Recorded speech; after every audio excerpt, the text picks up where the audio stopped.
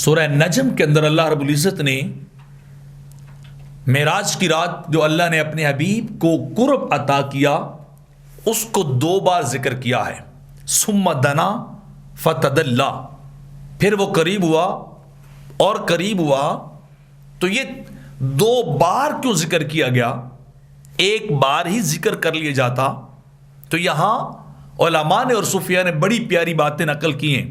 کہتے ہیں ثم دنا، وہ قریب ہوا، اس سے مراد آقا علیہ الصلوۃ والسلام کی ذات ہے. اور فتدلی، اس سے اللہ رب العزت کی ذات مراد ہے. مصطفیٰ بھی قریب ہوئے اور خدا بھی قریب ہوا. وجہ یہ ہے کہ عربی گرامر کے قاعدہ ہے کہ الفاظ کم ہوں تو معنی بھی کم ہوتے ہیں. تو دنا کے الفاظ کم تو قرب کا معنی بھی کم. تدلی کا لفظ، اس کے کلمات زیادہ، حروف زیادہ تو معنی بھی زیادہ. تو مصطفیٰ مخلوق ہونے کے اعتبار سے قریب ہوئے، لیکن یہ قرب تھوڑا تھا، کما حق کو نہیں تھا. تو فرمایا تدلی، پھر وہ اپنی قدرت کے مطابق قریب ہوا، اپنی قدرت کے مطابق تشریف لایا. اور صوفیاء نے یہاں بڑی پیاری باتیں نقل کی ہیں. فرمایا اس سے ایک اور مفہوم بھی ثابت ہوتا ہے کہ اللہ رب العزت نے آقا علیہ الصلوۃ والسلام کو معراج کی رات 2 قرب عطا کیے تھے. ایک قرب صفات تھا اور دوسرا قرب ذات تھا. تو جب کہا ثم دنا تو اس سے مراد ہے کہ قرب صفات عطا کیا گیا، کہ سرکار کی صفات کے اوپر اللہ کی صفات غالب آئیں.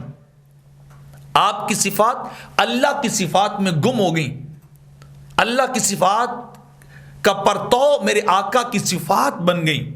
ہر رنگ میں وہ صفات ایک جیسی بن گئیں، بس فرق وہ خالق اور مخلوق کا رہا. تو آپ کی صفات کو معراج بھی عطا کی گئی اس رات کے اندر. تو دنا، ثم دنا کی صورت میں وہ صفات کی معراج تھی اور اللہ کا جو رنگ چڑھ چکا تھا ان صفات پہ. اور جب فرمایا فتدلی تو یہ قرب ذات تھا کہ آپ کی ذات کے اوپر اللہ کی ذات کا رنگ آ گیا. آپ کی ذات اللہ کی ذات میں فنا ہو گئی. آپ کا وجود جو ہے وہ بظاہر تو قائم رہا، لیکن اس کے اندر سب کچھ خدائے ذوالجلال کا نظر جو وہ آنے لگ گیا. اتنا قرب اللہ نے عطا کیا کہ آپ اللہ کی صفات کے سایہ کرم میں بھی تھے، اللہ کی ذات کے سایہ کرم میں بھی تھے.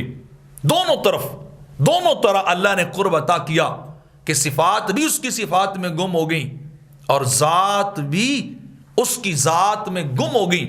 تو 2 قرب اس لیے بیان کیے گئے کہ سننے والا سمجھ سکے کہ یہ ایک قرب نہیں تھا کہ شاید صفاتی طور پہ تھا اور ذاتی طور پہ نہیں تھا، یا ذاتی طور پہ تھا تو صفاتی طور پہ نہیں تھا. فرمایا یہ قرب ہم نے ہر طرح سے عطا کیا ہے، وہ چاہے صفات کے اعتبار سے ہو یا ذات کے اعتبار سے ہو. کوئی پہلو تشنا نہیں رہنے دیا، ہر انداز سے محبوب کو اپنی ذات کا جلوہ بنا دیا.